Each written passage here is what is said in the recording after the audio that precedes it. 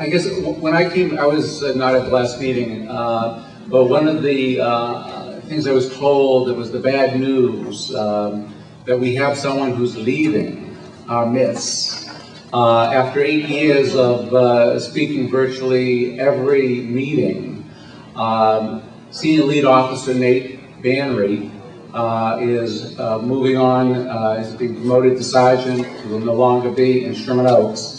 So this is his last report on the Sherman Oaks community.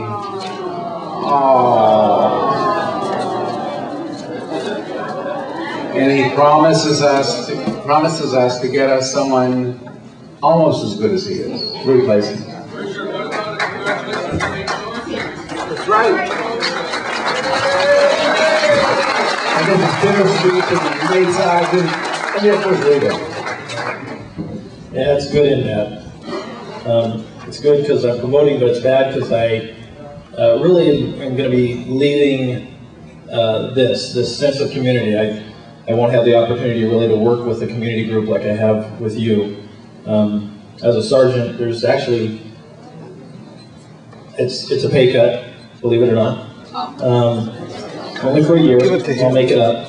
I start working weekends again and holidays and nights and when they want me to.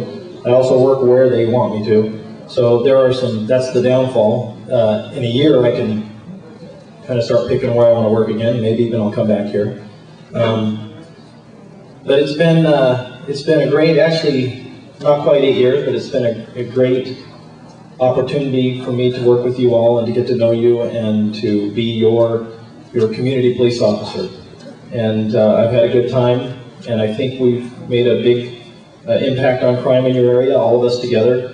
I sat down, and although it had been better 2 years ago, we still saw over a 45% decrease in crime in the time that I've been here. So that's all of us working together. So I thank you all for that. I thank you all for your support and for your help.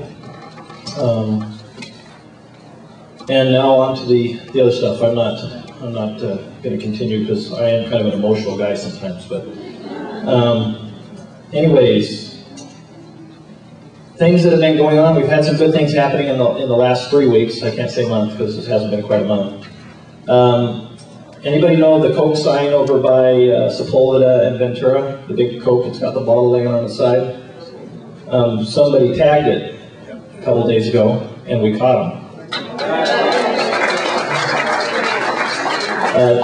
Two kids, and you know how I always say most taggers here are kids out of the hills? Pretty close. They were two kids from Sherman Oaks.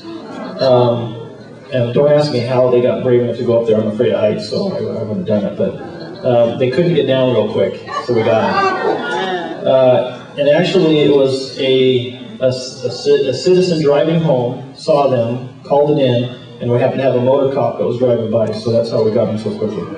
So you know too, if any of you ever see tagging and you call it in and we catch them, it's $1,000 in your pocket. Wow. There's a reward system in the city right now where if you catch a tagger, it's $1,000. Wow. So, but you can't set your neighbor up. You go over there and write on the wall. Well, I can't do that. That doesn't quite do it. If I see Jules tagging a wall, I'll know he's set up. What do you call?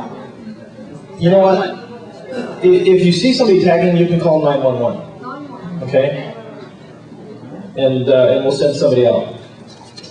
Also, and I don't know if I reported on this or not, we had a robbery on Valley Heart. It was probably 3 or 4 months ago now, where the guy stayed inside of the underground parking structure for 4 hours, and then when some guy came to get in his car, he robbed him. Did I talk about that? He actually was in there for quite a while. We were watching him on the camera, you know, when we got the video later. He hung out in there for a long time. Then he noticed the camera, so he got a can of spray paint out and went over and painted it, but it was a little too late. We noticed when we were watching the video that he was smoking cigarettes and throwing them on the ground. So we went and collected the cigarettes. And you know what, I always rip on CSI. I hope nobody does that show. I always rip on CSI because it's a little bit, it's not realistic, and cops watching cop shows don't go well. And because they get DNA in an hour, you know, and it takes us months. Well, we got DNA on it and found out that the guy was actually in jail for something unrelated, so he's going to go to jail for a long time. He was already in jail for 3 years, and now he's going to go for about 8, so it's good.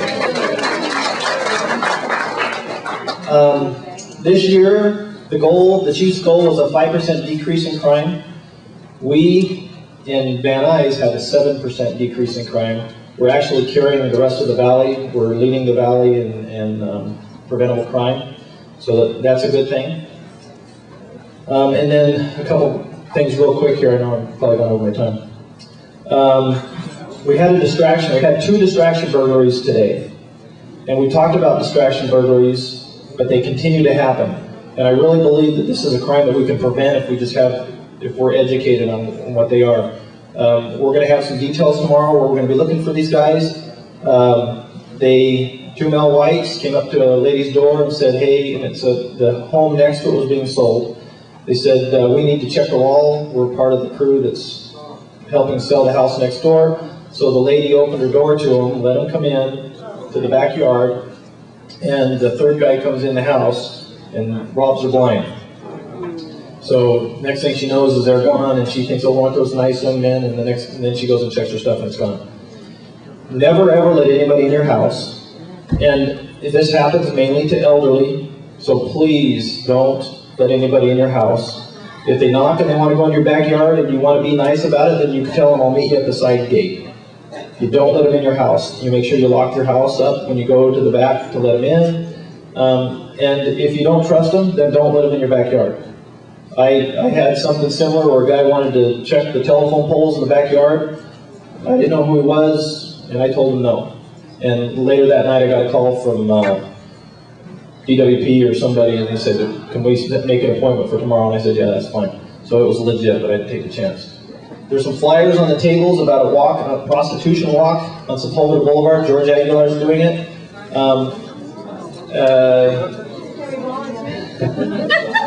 What it is it's an opportunity for us. I know I'm hearing lots of hooker jokes now. It's an opportunity for us to go out and take back Sepulveda Boulevard, and that's what it's all about, is community coming together to do this walk. And I don't have details, but there are flyers going around, and so you can either grab me afterwards. And quick holiday reminder, don't leave anything in your cars. If you're shopping, lock your cars, don't leave anything in sight, and just watch yourself as you're out there. And thank you again, everybody, for everything that you've done for me, and it's been great, and thank you.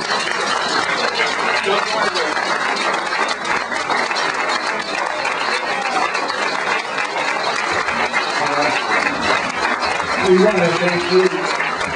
We have a certificate of appreciation from the association, which we want to give you, and also a gift card for the holidays. So we really appreciate your years of work with Sherman Oaks.